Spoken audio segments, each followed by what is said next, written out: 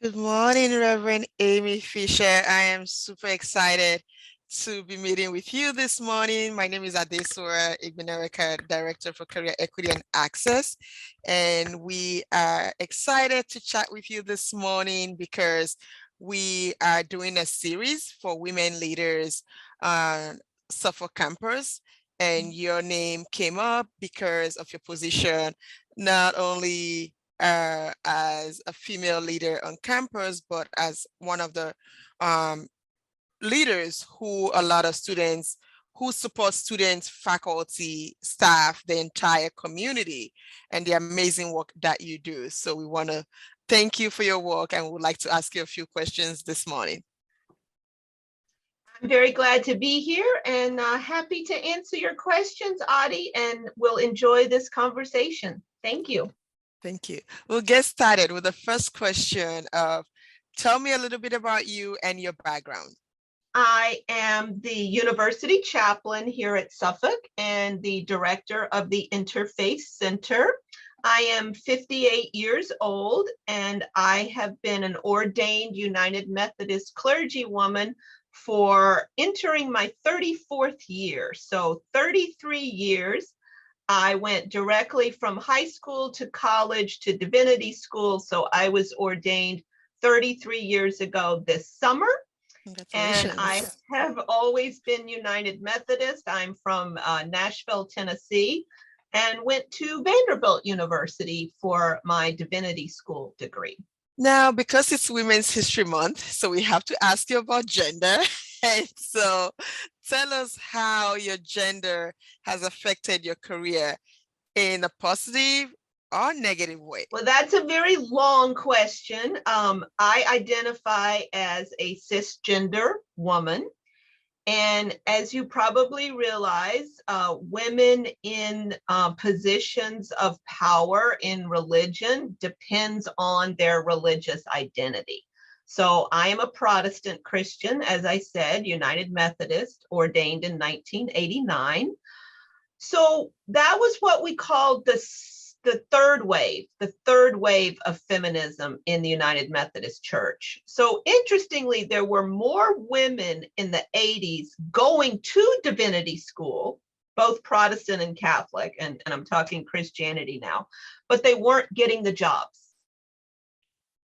So even today, over 50% of attendees at divinity schools are women or trans women, cisgender women, okay, but they're not getting over 50% of the jobs. So as a United Methodist, we're similar to Roman Catholics in the sense of we are appointed to a position. So by virtue of the fact that they passed me through all the ordination requirements, I had to get a position. So positive and negative. But many of the positions were not considered ideal. But I think any position that has people in need is ideal. So I say that with both sides of it. So they would often give women what would be considered a lower position, but they were people. So I didn't consider it lower. Thank you. It sheds light on your career path and the impact being a cisgender woman has had as well. Do you have any advice for women who generally enter into a male-dominated industry? In your case specifically, life as an ordained minister? One of the things that I did, and here's my advice, and this would be specifically an advice for Christian women, and let me explain. Do not limit your education to the Christian religion, okay?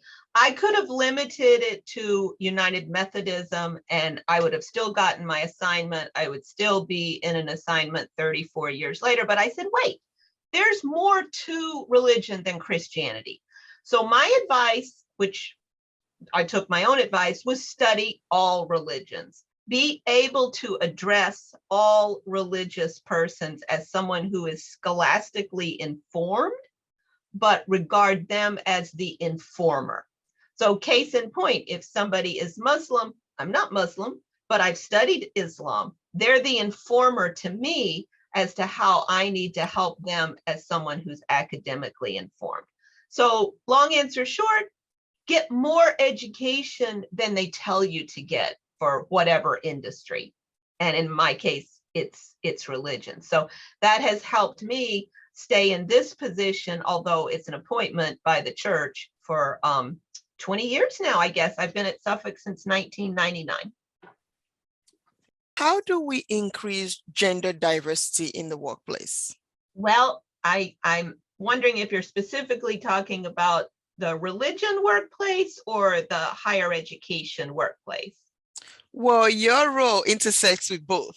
So shed some light on that. Well, one thing that I tend to do, you probably know, maybe your listeners don't know, that we get our assistant chaplains from Harvard Divinity School.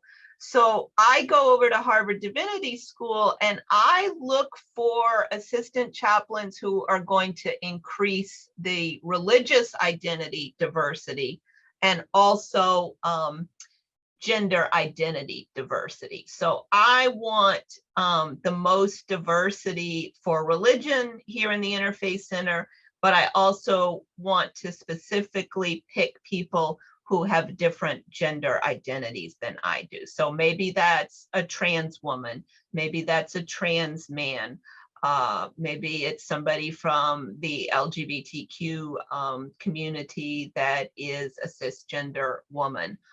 Interestingly, over the course of the years that I have somebody since 2007, I've only had 2 people who identify as men. I've had trans chaplain individuals, transgender women, transgender men, cisgender women, but I've only had 2 people that identify as cisgender males since 2007 be part of the Interfaith Center as assistant chaplain. Can you tell me why that might be the case? Well, I think it goes back to an earlier question that over 50% of people who go to divinity schools identify as either cisgender women or trans women. So I think there is just more people who are going to divinity school who are looking for these internships that identify as a trans woman or a cisgender woman. What have you learned from your gender identity that has encouraged and empowered you in your line of work? Well, I've learned to use the strengths that come with being a cisgender woman, which means I'm going to work hard. I'm going to listen. I'm going to take the time to be attentive to anyone's need for support, counseling, programming. You know, I'm going to be available to be very open to whatever walks through that door. So as a woman, I hope that people are more attracted to the office because they see that there is a position that is held by a woman. I don't know. I think historically, 30 years ago, there was all this information out there that women were too busy doing other things, or they would drop out because they were going to raise a family. And I think just by my longevity is hopefully a model that women can continue throughout their careers. What importance do you place on Women's History Month?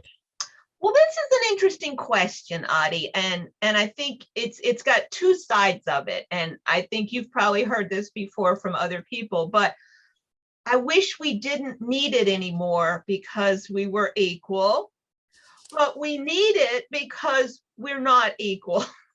So I wish we were having this conversation in October, but I know that we need Women's History Month.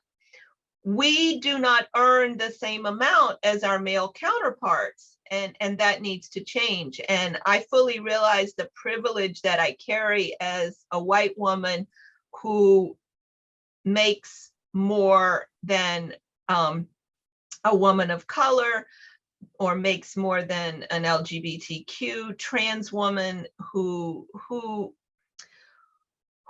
we need to share information. We need to talk about salaries. You know, I'm not married and I make 93% of my male counterparts, but then that goes down. You can probably cite all those statistics much better than I can, but I'm a full believer we need to share our salaries and talk about what we make to empower others. So again, I think Women's History Month, I wish we didn't have to have it, but we have to have it. Can you name one highlight of your career that you deemed successful and how it has shaped your career trajectory?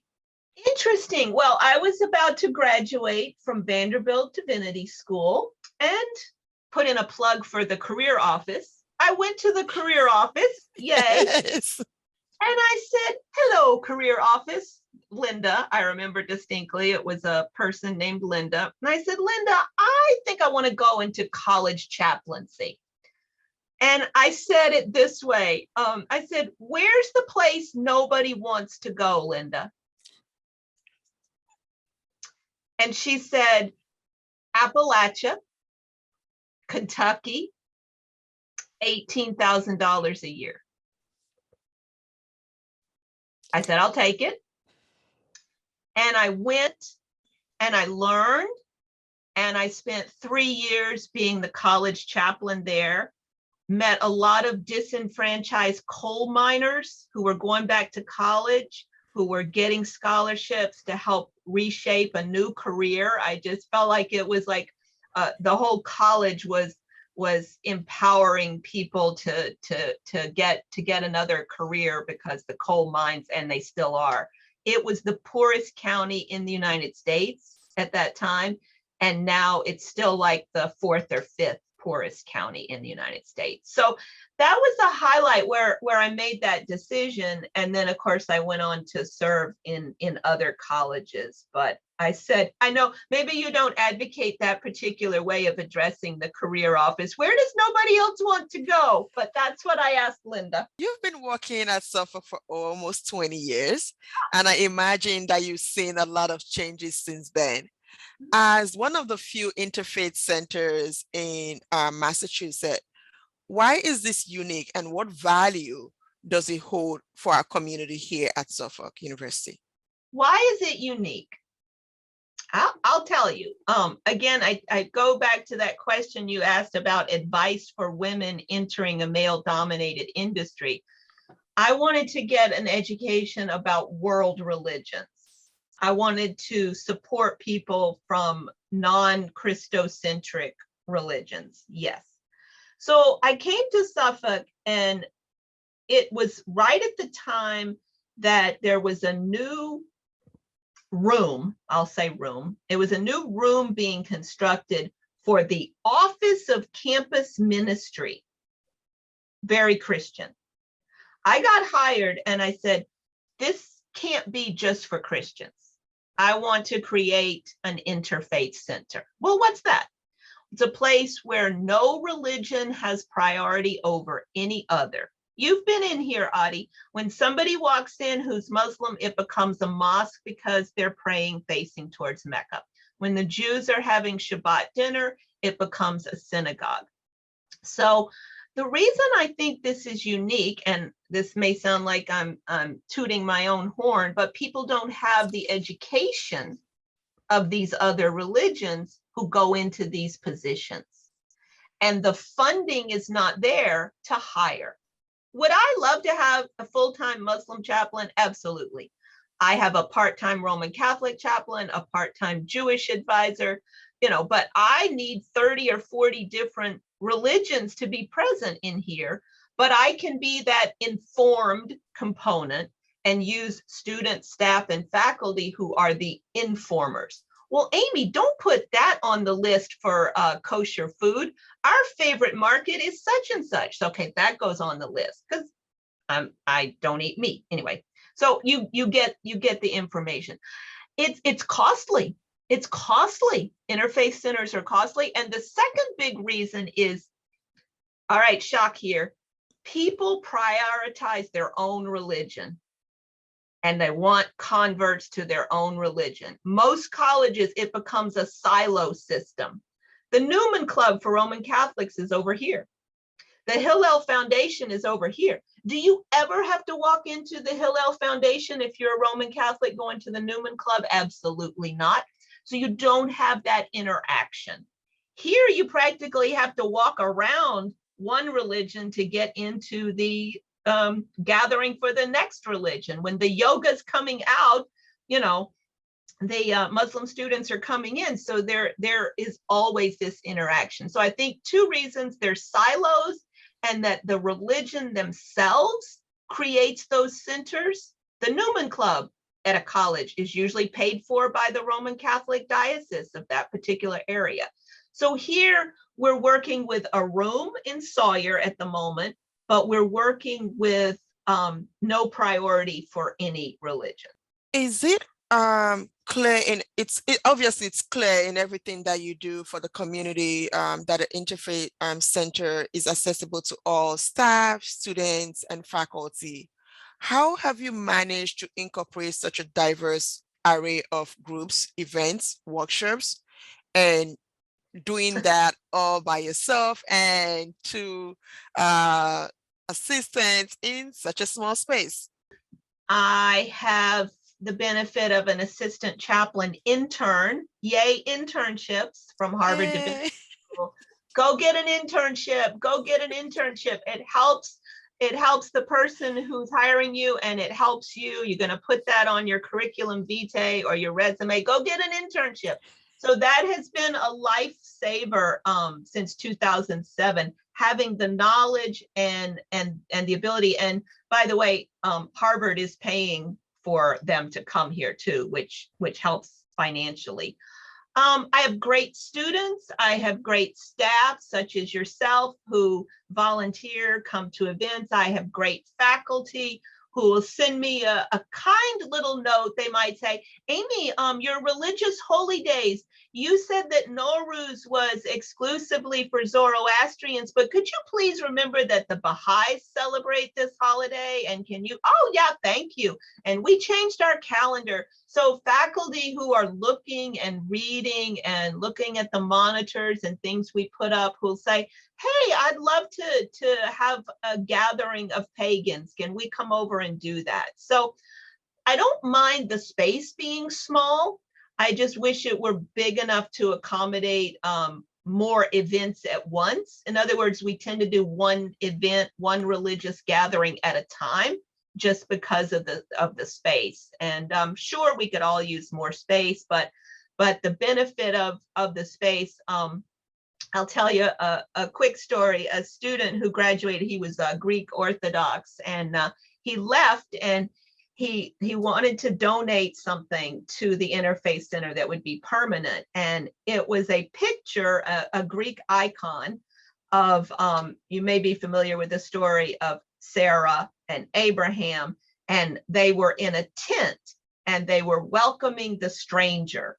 And the tent was folded up on all four sides because Sarah and Abraham were looking in all directions for who might be the stranger that needed to come in. And the story in the Hebrew Bible is that they were entertaining angels and they didn't know it, but they entertained everybody and fed. So the student said, I'm donating this icon because the Interfaith Center is like a big tent open on all four sides. Oh. So it hangs up in the main room of the Interfaith Center, and students have donated ohms, the sound the universe makes in Hinduism. They've donated the 99 attributes of Allah. Students from Saudi Arabia have donated that. UAE have donated. So it's it's everybody contributing and remembering when they leave to leave the prayer scarf, leave a rug, leave a book. So that's how it works. That's how it works. It works because you let people be the informer, which makes me in turn much more informed. Well, Reverend Amy, I can't thank you enough for this interview, hearing about your career journey and hearing about your success and progress so far. And we wish you many more years in ministry. Thank you. I've enjoyed the conversation. Take care.